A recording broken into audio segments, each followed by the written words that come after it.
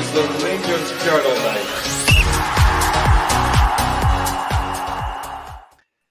Hello everybody and welcome back to Friday's episode of the Rangers Journal. I'm your host Scott Mackay and I'm delighted to be joined by a bit of an esteemed lineup tonight. Cammy, how you doing first? How you doing, mate? Aye, very good, mate. It's so much to talk about. You know, it's the pre-season's obviously kicked off. You know, and it's good to get back talking about Rangers. Definitely. Doug, partner in crime, how you getting on, pal? I'm good, thanks. I'm looking forward to another good chat with the guys. Good stuff. And I don't need to give this guy a big introduction, but we've got Curry on with the night for the Stands Ibrox. Curry, how you doing, pal? I'm doing fantastic, mate. Thanks very much. By the way, I love the intro. The new intro. I was just getting ready to. I need to get the whole dancing shoes on. Aye, it's decent, isn't it? It's decent. Aye. Right, so we're here tonight to talk about Rangers and corner kicks. First of all, obviously, we had a bit of news that broke on Twitter today that we're going to be doing a wee collab with Heart and Hand once a month. So, obviously, thank you to David Egger for the opportunity, and thanks to everybody in the comments and well wishes today. Cammy, I'm going to come to you first. Corner kicks in Rangers. Now, you've been watching Rangers an awful long time. Do you think there's a need for a set piece coach to begin with in terms of Rangers? What's your kind of overall feeling on it, taking corners? I'm going to say set pieces as much as so I'm going to go corners, free kicks, throw-ins, all that sort of stuff. You know, it's no one and the same. But I think that it's a modern. I think it's an English Premiership thing, probably particularly. There's obviously more money down south, so they can have like coaches for every aspect of the game. But for me, set pieces are when you're struggling to break down a tight game. They're the marginal gains, you know. So I think when you're 0-0 and you're looking for a cracking delivery for a corner or a free kick or whatever, and you get yourself 3 points when you're maybe going to drop a couple because you're not creating enough from open play. So I think ideally you've got a coach within your staff that maybe is given that as a key responsibility. I think go back to we were talking before we came on about Steven Gerrard. I think Tom Culshaw was very much the set piece person in both boxes. Don't know who's taking that on in the period post Gerrard. So I think rather than having somebody with their initials on their trackie and set piece coach underneath it, I just think you have somebody that's their responsibility amongst other things. You know, I'm not just saying that's the only thing that they do is work on that, but I think we should be better at set pieces. I think that's 7:37. I could probably talk for about another 20 minutes about it, or about the positives and the negatives and stuff. But I think there's definitely a need to get better at it and show more variation. I think we have in recent years been very samey. I think it's just games where you're maybe playing against Motherwell and you've had 45 corners and you've just tried the same thing time after time after time. You know, I just think variation is the key, particularly from corners. Aye, definitely. I think a kind of standout thing for me since Philippe Clement came in was Ben Davis's corner against Real Betis. That was a bit of a turn up for the books. Curry, I'll come on to you, mate. Same question. Should it just be as simple as putting a good ball in the box and getting on the end of it, or do you think there's a burning need for a set piece coach and somebody that can educate us in the game of day? Well, probably every team top level have that type of coach at their club. Now, I remember, I just actually thought about this the last 5-10 minutes before I came on. I remember watching, I don't know if it was Match of the Day or whatever it was, they were saying the same about the championship down in England. They were getting the same problem with corners, that there wasn't very many goals scored. We had a terrible season this season. Our centre-backs, which should be involved heavily in corner kicks when we're attacking, were nowhere near. I think we get one goal, and that wasn't even a direct goal from that. I think it was it Suter managed to get a knock in or whatever. I can't actually remember. I'm sorry, but I think it's either one or two goals we've only scored last season from directly from a corner kick. My thoughts are all about variation. As Cammy was saying, it's much of a sameness every time we take a corner kick. And this gave me a chance to get right into my Tav bashing, because that's exactly one of the reasons why it's much of the same thing, because it was the same type of free kick. He was quite high in putting accurate balls in, but we've never had the players in the right positions. For me, it's more about, this is a players thing. Players should be able to pick up, right, who's knowing the proper position in defence, where can we go in this box to free up some space.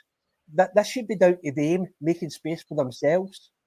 You can do it on the training field 100 times, but that will never ever happen in a game, because as Sammy was saying, you don't know what's going to happen. So for me, everybody does it. Everybody's having the same problem. So we'll just, is it just mere wages for a made-up job?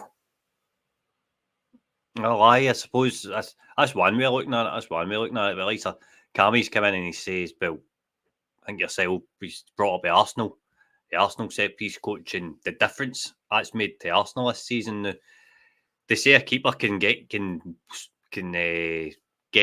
15, 20 points a season. I've got no doubt that Jack Butland has potentially done that this season for Rangers, but I think if we could deliver a decent corner with some kind of decent set piece routine, then I think we could also gain points that way. That's one of the things that worries me, mate, though, is that it's not even in the attacking sense, because we can score goals for other places. Mm-hmm. It's our defence, because I think we can all agree that every time that an opposition had a free kick anywhere near our penalty box or a corner, you were all sitting there shitting yourself going, oh, here it comes. Aye, definitely. Doug, I'm going to come on to you. What's your thoughts on it? I think you've prepared some work. Yeah, well, I wanted to have a look at, as one of the guys in the comments there pointed out, Arsenal, one of the big swings from their season this season from previous was improving their set pieces. And it's long been a complaint among Rangers fans that our set pieces aren't good enough. So I wanted to try and sort of dig a little deeper into that and see if we can figure out why. So the first thing I've looked at, just to give us, as I say, something to compare to, if you like, is Arsenal. So having a look at, what's changed for them. So I've got this slide here that shows the difference between the 2022-23 season and 23-24.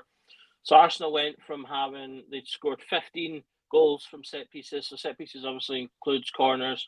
It does include free kicks and throw-ins as well. Though when stats for throw-ins can be a little bit more hairy, because once you throw the ball in, it's kind of like, well, how long after that throw-in do you still count it as having come from the set piece? So that can be a little bit woolly, but the majority of these are corners in Arsenal's case. So they went from 15 up to 20, 17% of their overall goals to 22% of their overall goals. So they scored more goals from set pieces than any individual player. And that, I think, is one of the key things. It's, a big swinger for, how a big impact these things can make if you can get them right. Because it can be the equivalent of basically having another striker if you're getting the goals from this. Like Curry said a minute ago, our defenders should be getting probably 5+ goals each at minimum, I would expect, from things like corners and free kicks, which Goldson used to be quite good at in his first few seasons. He got a few goals that way, but it's sort of dried up recently. It's worth also noting as well, I mean, you can see, Newcastle weren't in the list at all last season, or the previous season, but then have moved up. Something that they've done, that Arsenal have also done, is bringing a lot of strong and tall players. Like Cammy said, although, having set piece, I do think having a set piece specialist is a plus. Like Cammy said, it's as simple as get the ball in the box and get someone who can score a goal.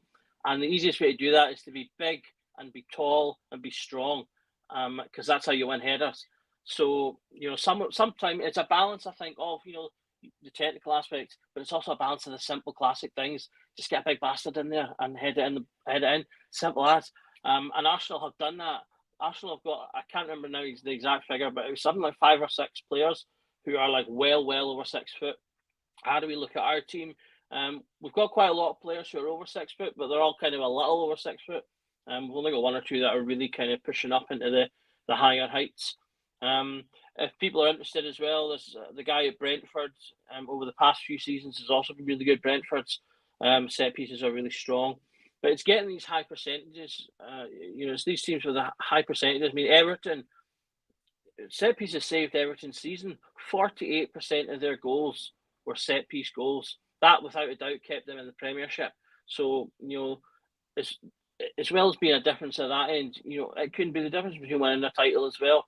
If you're getting these extra goals, look at the teams we lost against: Dundee's, Ross County's, Motherwell's. If you can make the best of set pieces when you're struggling, because sometimes a team just set up, they've got all their men behind the box, and you will have games that you just can't get away in, and that's when set pieces become so important. We talked about like the ability to control. You can't control play, which is true. Set pieces allow you to have a little bit more control over what's happening because everything is stopped.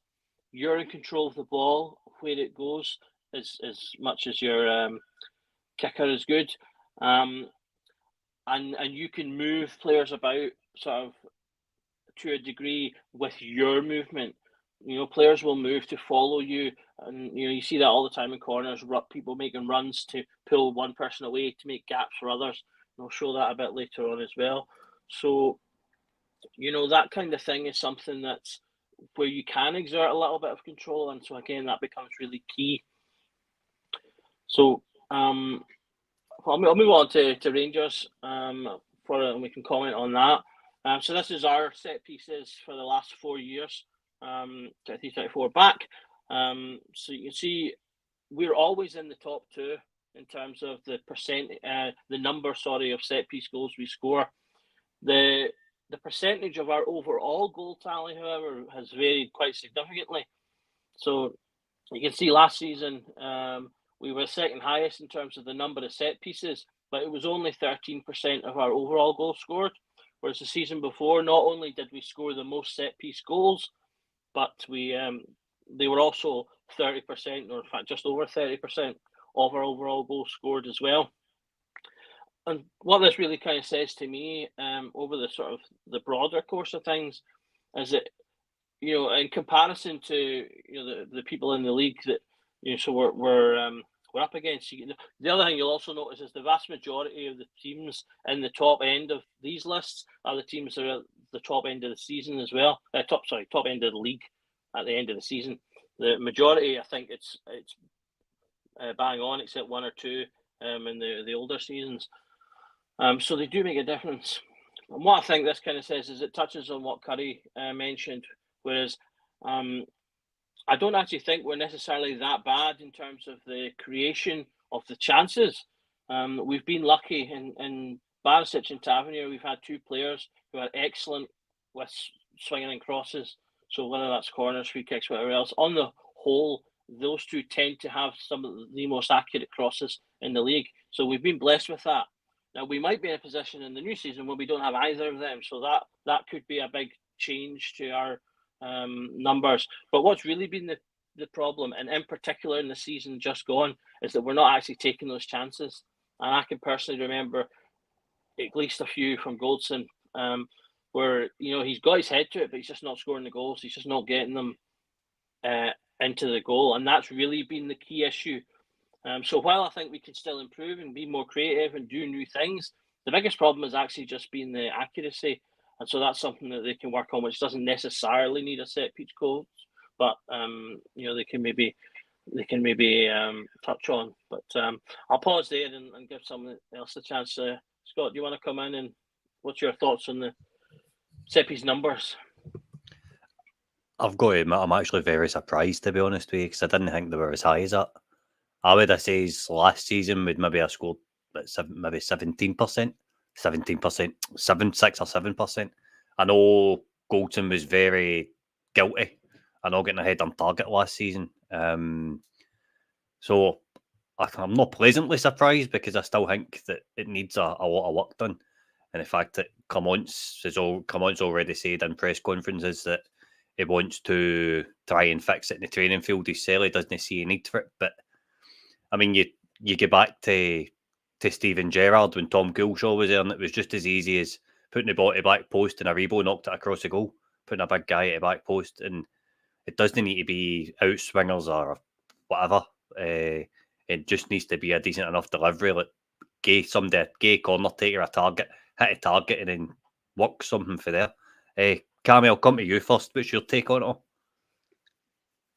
I think it's Doug's spot on with regard to us not being clinical enough. You could probably widen the conversation. We're not clinical enough in open play when chances are created. We're not clinical enough in set pieces. So it's we aren't clinical enough as a team. And I think if we are more clinical if we have 3 front players and a couple of midfield players that are sticking the ball in the back of the net. They're not taking 6 chances to score 1. I think the focus on set pieces and everybody, we over fixate on it because we don't win games, we don't win trophies. I think, I go back, I look around these walls at Barry Ferguson and proper Rangers players going back 20, 25 years. They were winning Rangers teams. I don't remember those teams being like brilliant and inventive and all that sort of stuff at corners, but what they were was winning Rangers teams. So I think that I said earlier on about marginal gains. I think you have to try to vary it. In swingers, out swingers, left-footed player, right-footed player. I think I think Doug's spot on with regard to Taven Borna. I think Diomande, I think somebody in the comments had made reference to him. I think the cup final, I think he swung. So I think there's promise there, certainly with regard to him. But I just think you can overcomplicate it with regard to set pieces. It's you just put a corner into a good area, you put a free kick into a good area, you play it short. It's I just think that work on the training field on all those aspects, and you will. The stats would potentially be higher than they are, but it all comes back to us not being clinical enough, and I think that's why there's so much focus on it. And you can think, oh my God, Connor Golson could have had a hat-trick today, but equally Cyril Dessers could have had a hat-trick today because he's hit the post 3 times when it was easier to score, and then Golson's done the same for a corner, So if you become better in front of goal in all aspects, then I think the 3 points are in the bag, and you don't remember those isolated things because you're already home and hosed by that time. Aye, I know what you mean, and I find it mental that, I mean, Tav done a presser about this time last year, and they says they thought he was training the Land of Giants, and I don't think Lammers or Dessers or any of them that signed scored a goal for a set piece all season. Fair. Corey, come to you on it. Should it just be simplified as a routine that we used to have with Aribo, or do you think that there is a need to improve on it and get somebody in that's a specialist? Well, before I answer that, mate, it's just something I'd like to ask Doug on this. See, out of the set pieces numbers that you've got there, how many were directly scored? Obviously, by the majority by Tavernier or Tavernier. How many were directly goals, and how many were like second balls? I don't have the exact numbers off my head, on the top of my head, but I mean, you do raise a good point. That I meant to mention that there is a not insignificant number that are Tavernier free kicks and things like that as well. So I mean, that's another aspect that adds to our numbers that, as I say, we may or may not have next year. Most of these are corners, so the results are corners. But as I say, a reasonable number are free kicks because of what we get from Tav. That's a good point, Corey. For all the Tav bashing I do, and as I said, I'm going to hate it, because when I start my channel up again and Tavernier's gone, I'm not going to have anybody to rant and rave about it. It's going to be an absolutely garbage show to watch, because I won't be able to shout at anybody. Lunchroom's away as well. What the hell am I supposed to talk about? How can I bash these people if they bugger off elsewhere? I'm absolutely raging. It's in with Bora Barisic. Oh, God. Right. I think what the guys have said, I think we've all agreed that it's not be good enough. But that could be laid bare to our whole season, and the last, and the one before that. It just seems that the players that we had, we all thought and knew that should be moved on. Unfortunately, the powers that be didn't think that, and they've kept the same players in, and it's went stale. I just don't think the players attack a ball as much as they used to. Something I noticed, especially last season, it was a bit namby-pamby.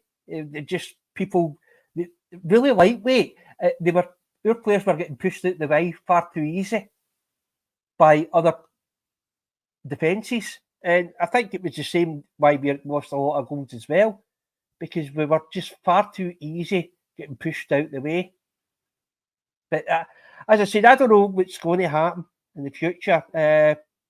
We've got plenty of people at Rangers to sort this out, but for me, it ultimately comes down to the players on the park.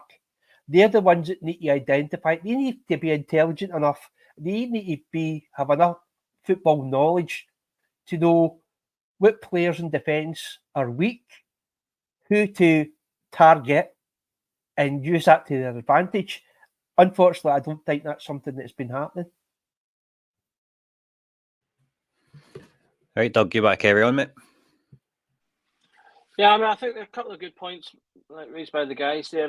What Curry was saying about, Cammy even was saying about small margins. I think, the reason we've got to sort of small margins in a degree is obviously that, there's ever more tech and everything else involved. And, defences are smarter now, which leads us to need to be smarter in attack, which is where the potential, as I say, bonus of pay more attention to this could come from.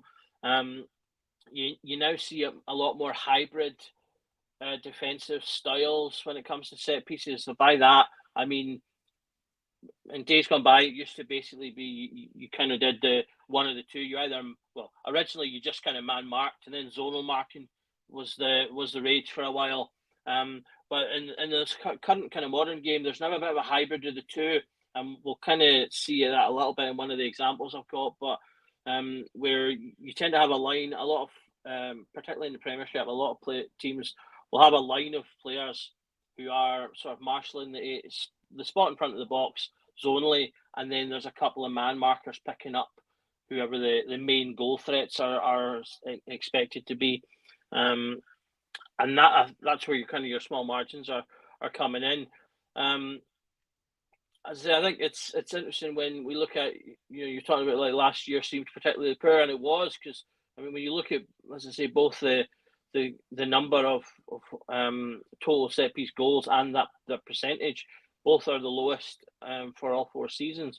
So last season was particularly poor, and so what I've done to show some examples here is I've picked out 2. They're actually from the same game, 2019 against Kilmarnock, 2-1 match, and I've specifically chosen these because both goals are scored by Connor Goldson, who, as I say, is someone I feel like he's not been doing that in the way that he has been before. So this is the first one. It comes from both these are from corners, both of them Tavernier deliveries, and they're both kind of into the sort of centre of the box. So what you can see here is you've got these are the couple of circles there. So that's all your kind of this is a more simplistic man marking job that the defence has got going here. So you can see we've got a man occupying the goalkeeper with a defender on him. You've got then a cluster. That's quite a popular thing to do. Have a cluster of attackers slightly further out from the box who will then run forward. That gives them their momentum. And then obviously you can see you've got the 4 defenders there, each marking the players. So I think you've got Morelos, Aribo, Goldson, and then I'm not 100% sure who that is on the left. So they're all marked one on one. So and I've put in the redirections of the runs here. So you've got one lad that's going to run into the space in between in the sort of middle of the box. You've got Aribo who's drifting sort of past the penalty spot, and where you've got Goldson and Morelos, you've got one who's going to shield. So Morelos is going to shield a little for Goldson to make his run. So if we advance the picture forward a little, so you can see we've got number 19 who's made his run forward and is now going to move. And then you see the arrow there, he starts to come across. You've got Morelos who's pulling out, having initially screened and is going into, you can see in the foreground, you've got a big space with no one in it. So that's an advantage because Morelos can pick up a goal from that position. He did that against Dortmund when he scored, where he drifted into this back post position where there was loads of space and he just basically knocked in an easy goal against Dortmund. And then you've got Goldson who's continuing his run forward, and the 2 defenders who are having to cross one another at that point.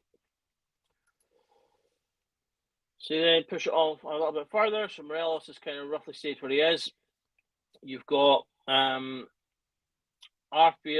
Yeah, that's it. It's I think it's Scott Arfield. It's against the goal here.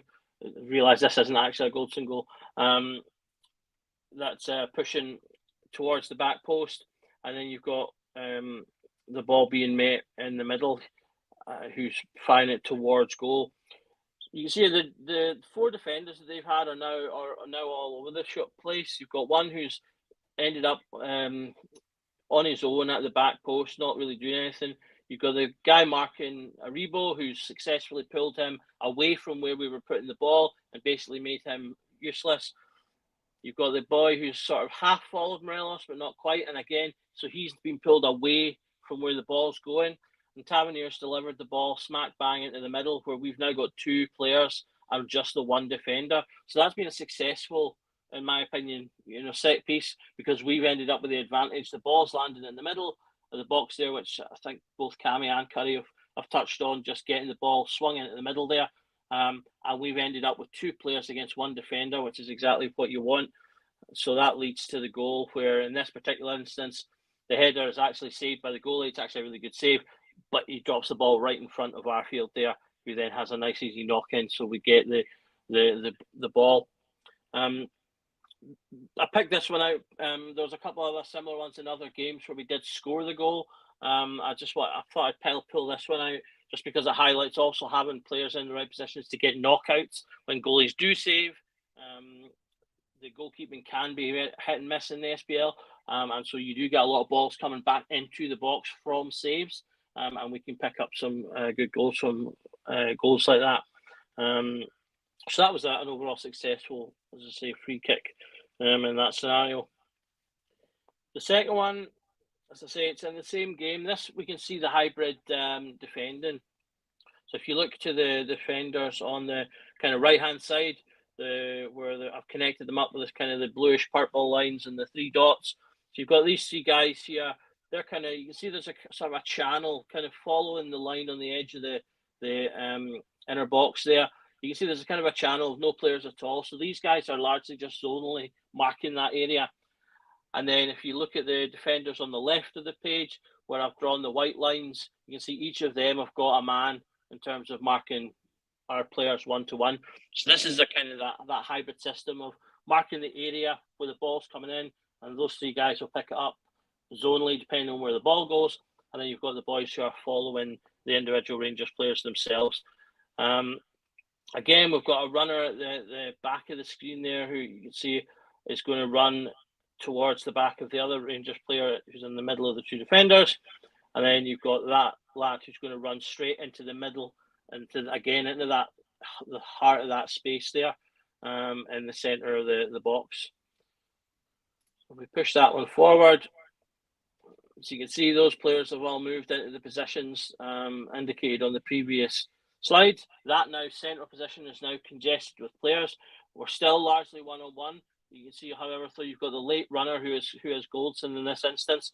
He's got a man on him, but you've got, I think it's Morelos coming in behind Goldson and thusly bringing in his marker and causing those 2 defenders to come together. And again, that's where you can cause clashes, cause their defenders to do the defending for us by getting in each other's way and allowing free runs.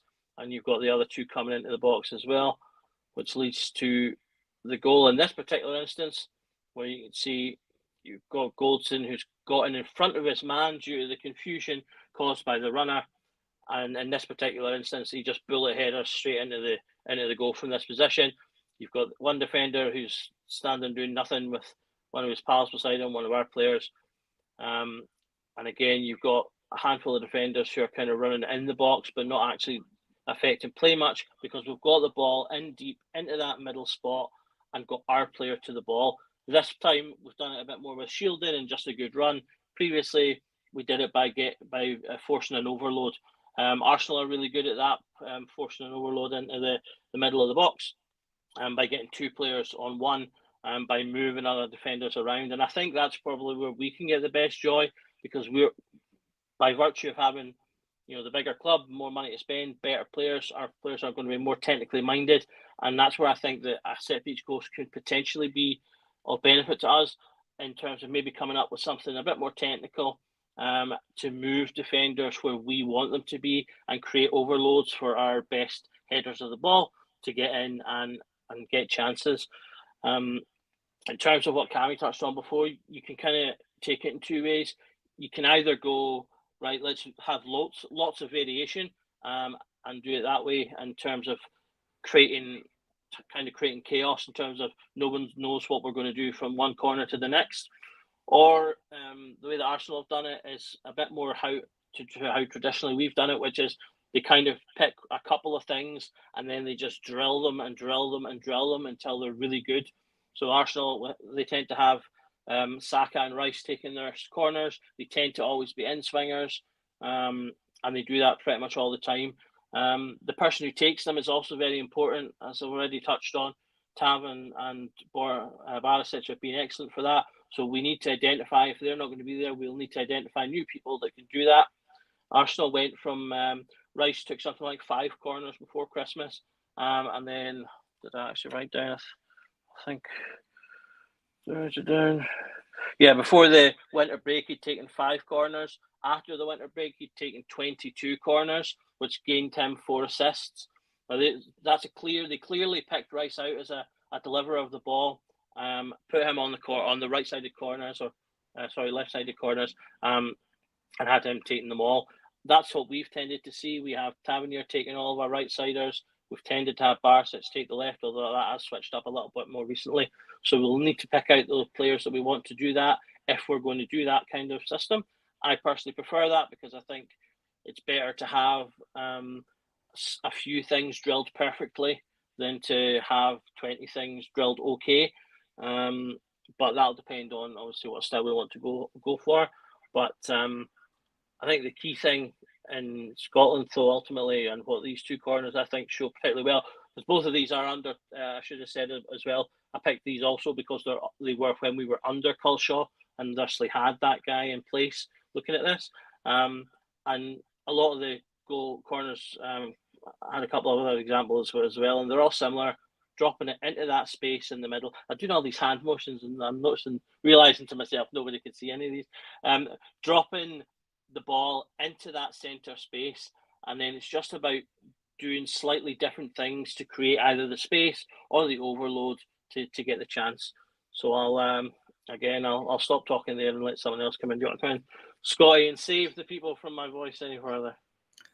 No, Doug, thanks for that work, mate. That was absolutely outstanding there. It's good to see actual breakdown of Rangers scoring a corner with a set piece coach in place rather than what we've seen. It does happen. It does happen. I think the only time I seen it that I was actually quite proud last season was the Scottish Cup final when Diamande was on him. They was just firing him on top of Joe Hart. But it's such an easy thing. No, it's not easy to do, but it's a simple, basic kind of solution to a problem, isn't it? Like, Cammy, what's your thoughts on all that?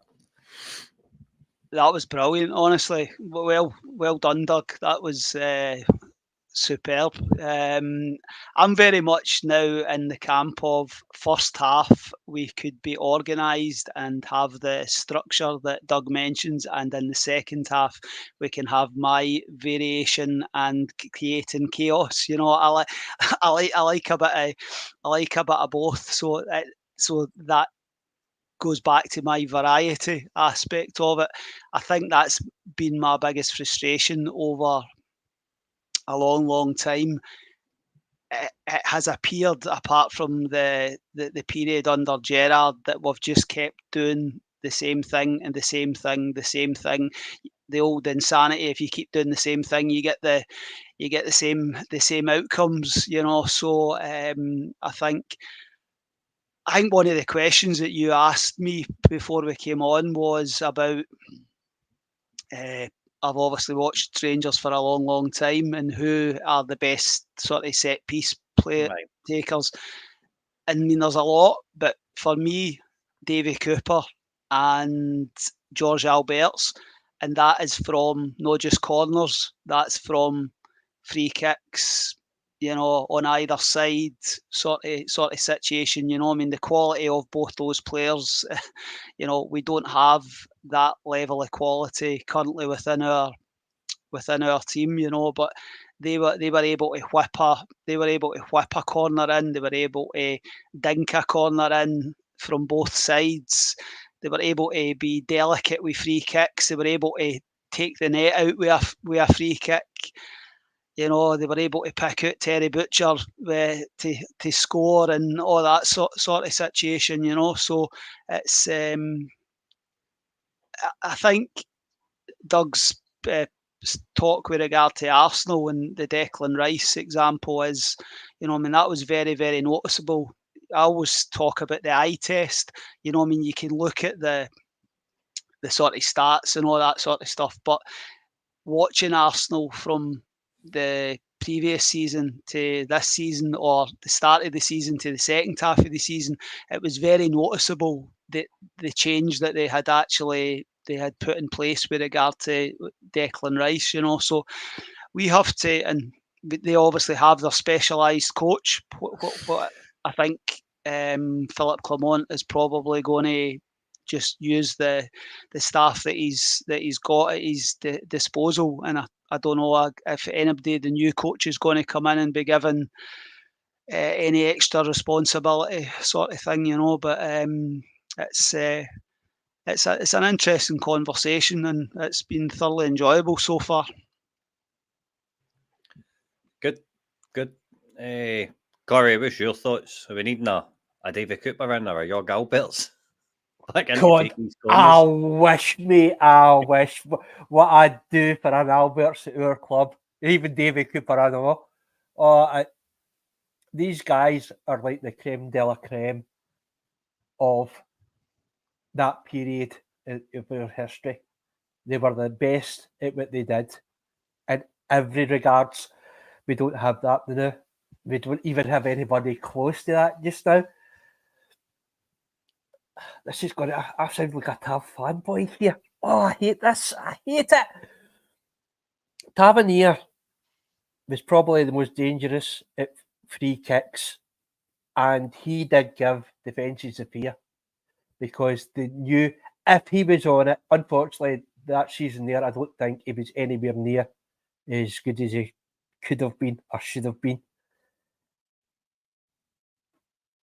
If he get anything anywhere that near the penalty box, you can guarantee that 75% is going to be in target, and I could say 65 to 70% would end up in the back of the net. He was that good. Unfortunately, the last season there, it wasn't just his football and defending that fell off a cliff, really. It was his passing as well. There was a big drop, whether it was through fitness or he played too many games. I think I said in another pod that maybe bringing in somebody to give him some time off the field, the pitch, to give him some way off time would maybe have helped him a bit. Well, we never know, I don't know. But I'm trying to be generous here with him. But we need variation, like Cammy said. There's a structure in every part of football. The players are given their instructions before they go out in the field. It's up to them to carry it out. Now, how many times have we heard from various managers that we've had in that players have not carried out their instructions? Gerrard did it. GVB did it. ID Player did it. And Clement's did it a couple of times as well, where he's turned around and said, well, because he's been asked, is that what you wanted from the players? And he's went, no, that's not what I told them to do. I.e., the pass side to side and been pretty negative with the pass backs and things like that. They've all said it. So ultimately, this is down to the players. And as I said, it's about their invention of how they put themselves in the right position at the right time and targeting the defenders that are weak, targeting players that they know are going to struggle. That's up to them ultimately. You can bring in the best coach in the world, but if they don't carry out the instructions, it's pointless. And as far as I think somebody said, I can't remember if it was Paul or JD or even Smoke that said this, when players are going to be doing, I'm trying to put this into words without swearing, which is no like me. It's quite hard actually. The quality's just no good enough. That's the thing. The quality's just not been good enough. And hopefully this season, although I don't want to get too excited, I'm hoping that there's going to be a big, big change. And obviously we'll hear after July the 1st when the window opens properly. And a certain country with a lot of sand is hopefully going to buy a couple of our players that have been needed to get put out the club for a few seasons now. No, that's fair, mate. All very valid points. All very valid points. I actually kind of disagree with you on it. And thanks for being generous on Tavis. That is appreciated. However hard it was. It'll haunt me. It's going to haunt me. I just... mate, you'll be getting nightmares. I'll be having nightmares. But I'm going to actually say something nice about Tav. That's no me. Mate, you'll be getting clipped off a Rangers supporters tonight. You want me to swear, didn't you? You want me to swear. Anybody clips that and I'll be hunting you down. Trust me. Hey, Doug Paul's come in with a really good question. Do you think that VAR and refs stop goals from corners with players trying to get away from men and penalised for fouls? I mean, it's probably had some kind of effect. I'm not sure how much. I mean, you still see so much of that kind of thing going on in boxes, regardless. So again, it's another way that maybe being smart about these things can get us bonuses. Because again, part of particularly maybe from free kicks that are a little bit further away from the box, where you're looking to drop the ball in rather than someone taking a shot. a common tactic is to have a lot of your players standing offside and then running backwards towards the defenders to then use them as a push to come back the way for the ball coming in. And you can get a lot of free kicks then much closer to the goal from things like that because defenders start grabbing at you and things like that. So coming up with ways that make the defenders do or that makes the defenders foul you is a great way to turn a distant free kick into a close free kick or a free kick into a penalty. Which is just another way that you can, if you're smart about it, you could call it dark arts if you wanted, to a degree, to again, like Cammy said, leverage the small margins because a lot of the time, that's what's going to come up. Right up until the last few weeks of the season, we were looking at potentially having a title that was going to come down to goal difference. And again, that's where these things will tell. If we go into another season like we've just had, I think it's easy for us to forget because ultimately at the end it all went wrong.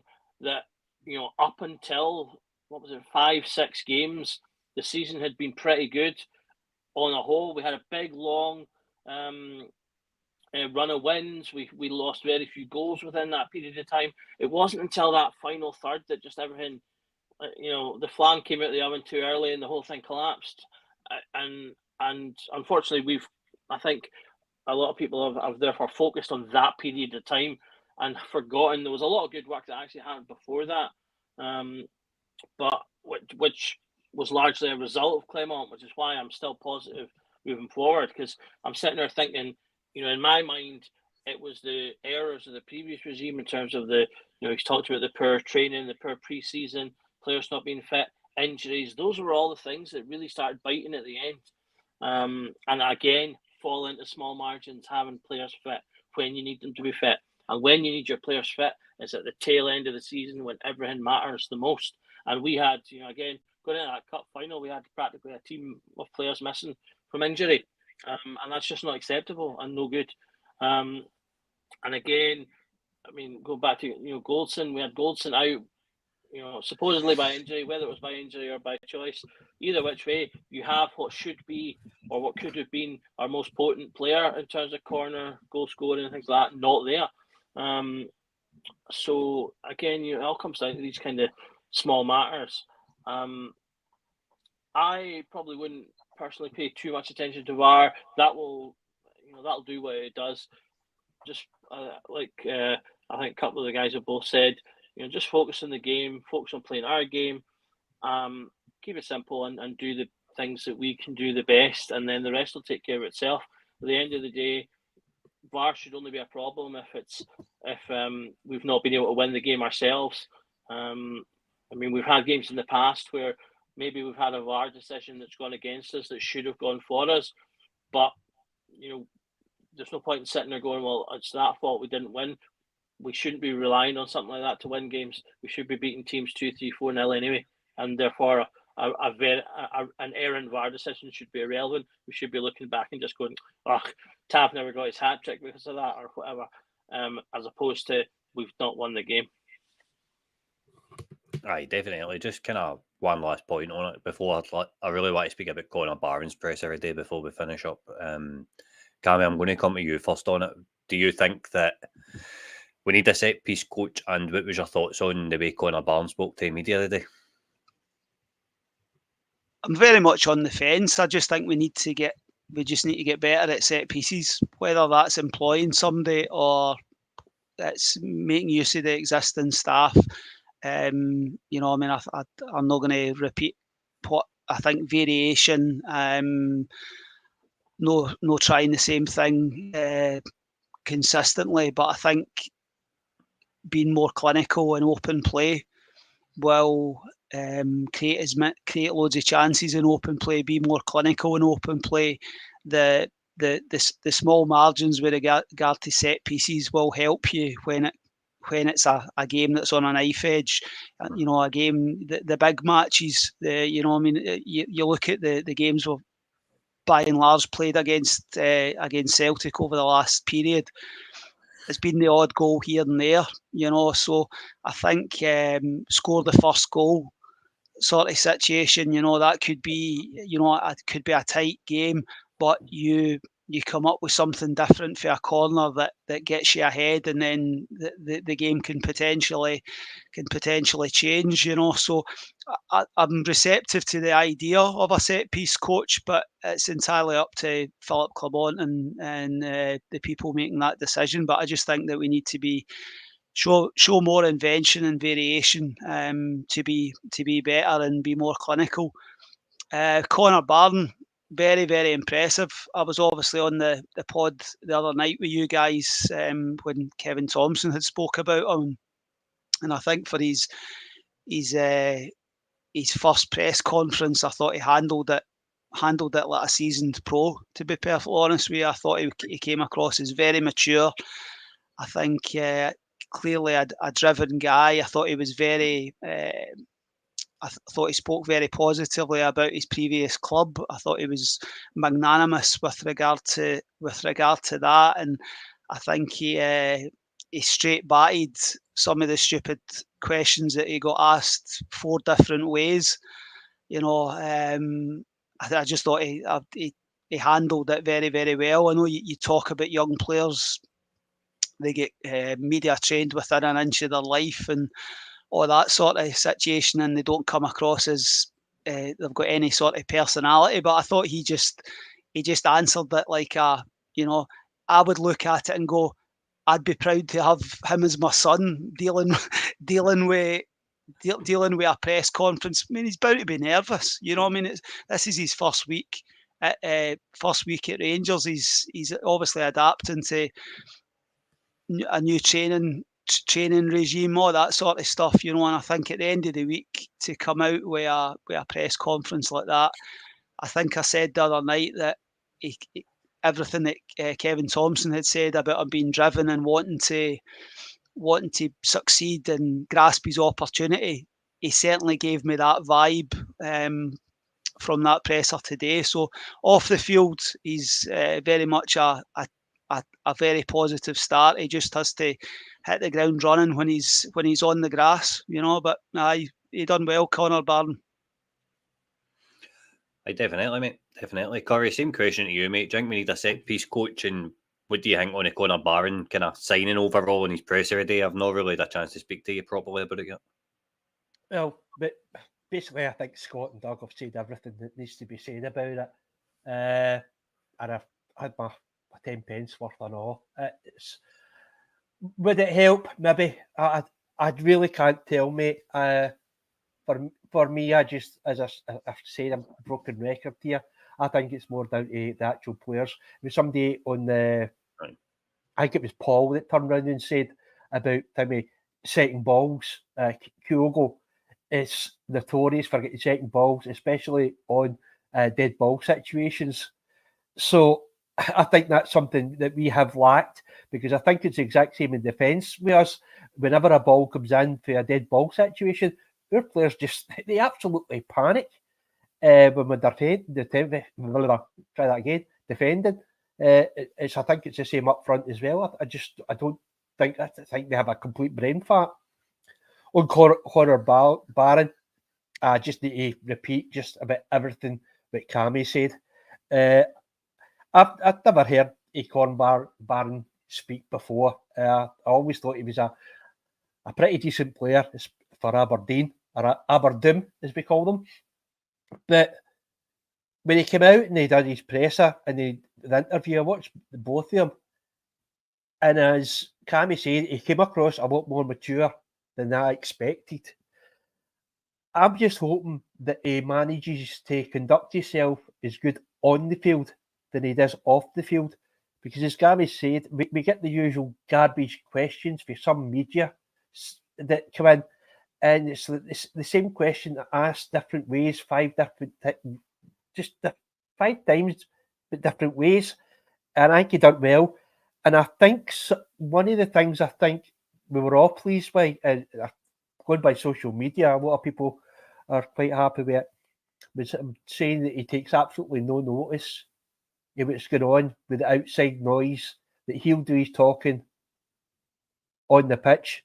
A few of your players that we've got the new could use the same thing, because I don't want to see somebody scoring a goal that we get a draw in or we get beaten in your highlights. I don't care about that.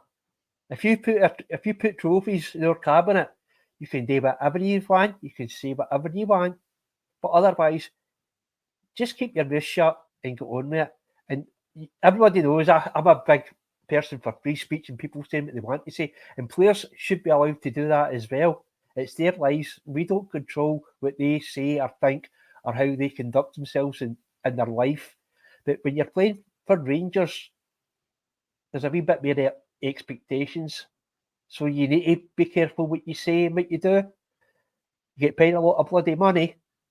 You need to earn it.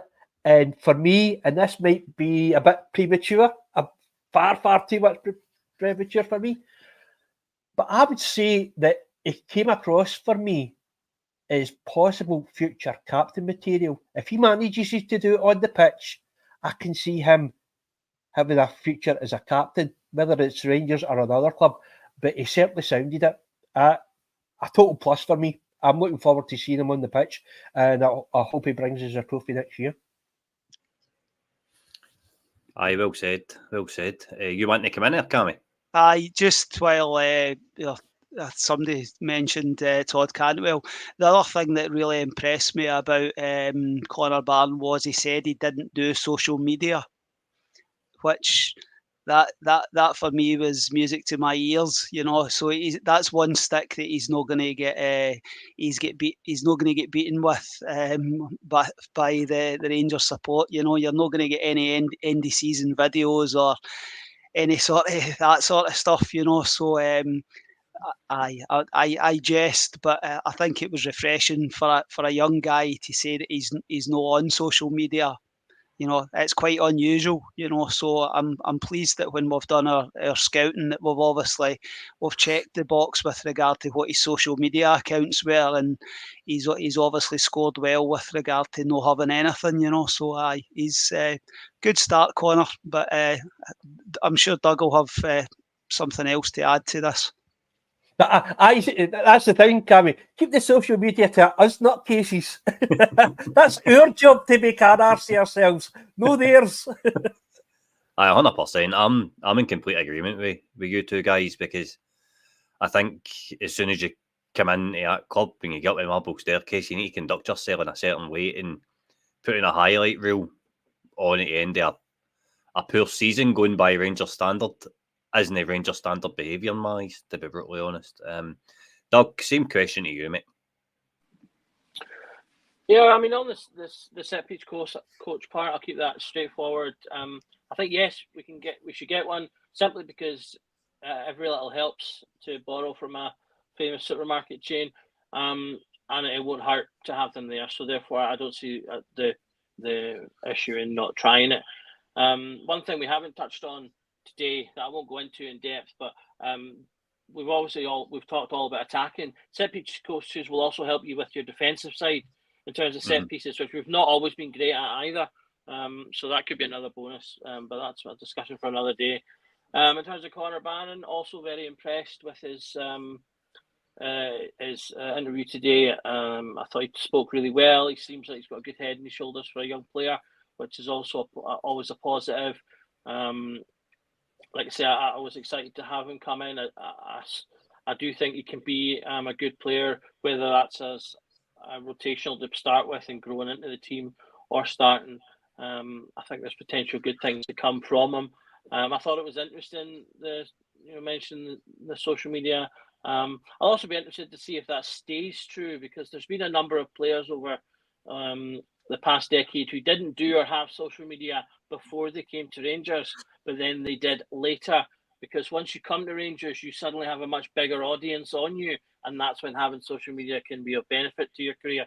So it'll be interesting to see if things like that continue to be the case, as I'm sure he'll have people around him who will be saying, well, if you did have a Facebook, you could have all these people, and those kind of voices can be destructive to young players if they do lead them all away from focusing on football. So if he sticks to that, then that'll be a good indication of his ability to stay focused on the game. And as Curry said, that would be a good captaincy level of behaviour as well. I do share that thought with Curry as well. I do think, although again early doors, he's got a little bit about him. As much as I said the other day, we were talking about having like the Scottish spine, and I didn't worry so much about that. I do quite like having a Scottish captain. For some reason, I think that's maybe just the traditional side of me coming in. I feel like we've a unique kind of blood and thunderness to us that I think kind of leads itself to being a Rangers captain in some ways. So there is that to it. But yeah, overall, just very impressed and agree with everything the guys have said so far. Magic. Well, I think we'll wrap up there, guys. Cammy, I'll come to you first. Have you got any final thoughts, and do you just want to say your goodbyes, mate? No, I was just looking round my walls when somebody mentioned Scottish captains, and I'm looking at Barry Ferguson, Richard Gough, and John Gregg.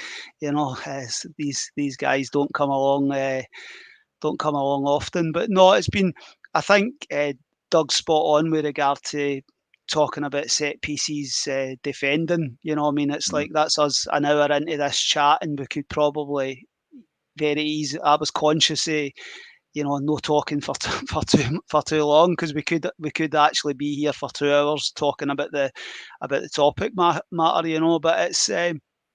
it's been thoroughly enjoyable, and I'm interested to see what Rangers get up to over the next sort of 12 days till we go to the Netherlands for the training camp. I think there's bound to be a bit of activity over that period, and then we'll get an idea with regard to how many players we take over and that sort of situation. I think hopefully we find out in the next few days with regard to Murrayfield being the venue of choice during August, and give the supporters as much notice as possible, because I think it's the supporters that are affected by this, and it's supporters over in Northern Ireland and having to organise flights and all that sort of situation, So I think Rangers supporters have renewed their season tickets, and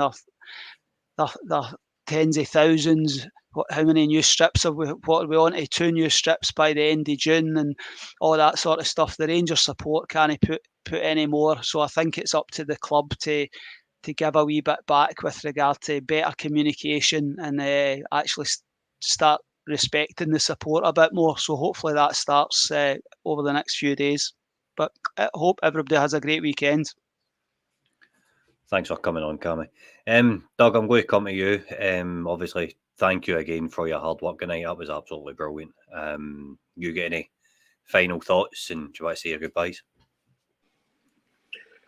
That was my pleasure. I was to say I love talking about Rangers, and I could do it at length and do it at length. I was watching the clock tick to the 1 hour when I stopped before, so I could make sure it didn't go on. I think I've said everything. So just thanks to everyone for tuning in, as always, getting in the comments and saying contributing to the show. It's always, as I say, much better when folk are getting involved and we can answer your questions and stuff. Someone did ask about Ibrox. I've got just one word for that: shambles and unneeded. So 2 words: shambles and unneeded. But yeah, thanks again for tuning in, guys. Doug, do you quickly want to touch upon it? You don't need to redo the whole reply you got for Fan Advisory Board, but you did get a reply, didn't you? After the Wednesday point? Yeah, I was very impressed with them, actually. We talked a little bit about the Fan Advisory Board, so I emailed them after the pod that night, and literally it was within the hour, I think, that one of them replied back to me. I put the full thing out on my Twitter, and I believe it was retweeted by the Rangers Journal channel on Twitter as well. So if people want to read the full thing, they can.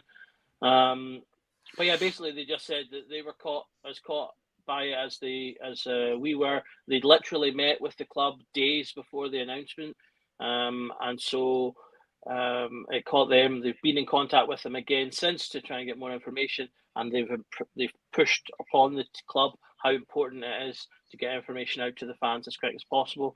So it's good that we've got them there, applying a bit of extra pressure to the club. The minutes from their meeting are due to come out shortly on the club's official website, so I'm keeping an eye on that, and I'll be promoting those once they do come out, because I'm very interested to see what the club were saying to them in the literal 2-3 days prior to that happening, because the reply didn't suggest at that point that there was any issues. So I'm interested to see what happens there. The email back that Doug got is also on the YouTube page, so just go over to the community tab and you'll see it. Curry, thank you for coming on tonight, mate. You get some news. I think Stan's Ibrox is starting back up soon, isn't it? Aye, mate, but I'm a bit worried though, because I said it before I come on that I was going to give Doug a tenner for every time he said something nice about me, expecting not to pay a penny yet. That's about 4 times he said nice about me. That's me breeding matter for the next month. I don't know what I'm going to do. Last one time we talked about Conor Barrett. I need money to afford the new strip. Aye, you need to sell up more nice things than bloody 4 times for that. take out a mortgage. The UTAP, I think, is cracking. I think they missed a turn, not putting the white top badge on, crest on it. I think that would have been nicer. I don't know if it's true, there was a training top, a blue and orange. I think it looks absolutely horrendous. If any of my mates are wearing it, they'll be getting well slagged off. But the blue tap and the white tap, I think, are quite good, actually, on that. It was nice to hear from Conor Barron. The one thing that I hate when players come in is birthday care pish. And I don't think he came across as that way. But Cammy said earlier on, he was quite mature, and I think he was talking as if a real person. It was the usual drivel. And that's what I liked about it. Right, my channel, everybody, basically people that come in here, just a wee thanks very much for coming. Guys, yous are the guys that make all our pods possible. It's not even just the donations that people make, because I've watched near enough all the pods, and the amount of money you guys shove into some of the pods is absolutely mental, right? It's your ideas that give us ideas for the pods and what to say and what we're going to do in the future. So for me, and hopefully everybody else, thanks very much. My pod will be starting back up this season. The reason that I stopped doing it is because I think you all know that my dog's been not well for a while now. He suffered from seizures and constant ear infections. It's something that I've been trying to deal with. I've had other things in real life. My computer, I've been doing a build for a brand new computer. It's all ready now. I just need to put all of the programs in. It's sorted. I need to fix a couple of wee bits and bobs, and I'll be back up again. I wanted to keep away from doing the pod during the silly season, really, because I don't want my channel turning into a clickbait site where, oh, this player's coming and that player's coming, or this player's moving out or that player's moving out. I don't want that. I only talk about Rangers, about the club I love, how I think they played. I'm probably not right most of the time, but it's how I feel, and I'll always try and be as truthful as I can, even if sometimes it does make me look like a diddy, which I don't care, which I do anyway. But I will be starting up. It'll probably be the week before this actual start of the season. I'll start off and I'll probably be going over the players that have come in, how our pre-seasons have went, and how we think the season will go. And hopefully, if Mr. Clement has got everything right, we're going to have a very, very successful season. And hopefully everybody, all the pods, all the Ranger pods, will have a very, very successful time as well. Cammy, were you wanting to come back in there? Because I noticed you came off a mute. No? Right, okay. Right, well, that's us, guys. We'll Probably wanted to tell me to shut up. Right, well, that's us, guys. I think me and Curry's going to maybe try and do a Q&A this weekend at some point. So I'll put up a message in the community tab either tonight or tomorrow. You can get your questions in, and me and Curry will come in and have a bit of a laugh and just relax a wee bit and chat about the Rangers with the listeners. Apart from that, we'll see you on Monday night. We'll be back. I've not done an itinerary or anything like that yet, so I don't know what we'll be talking about. We'll find something to talk about. There's always news run about Rangers. So I'll talk to you over the weekend, and remember, every night is Rangers Journal night.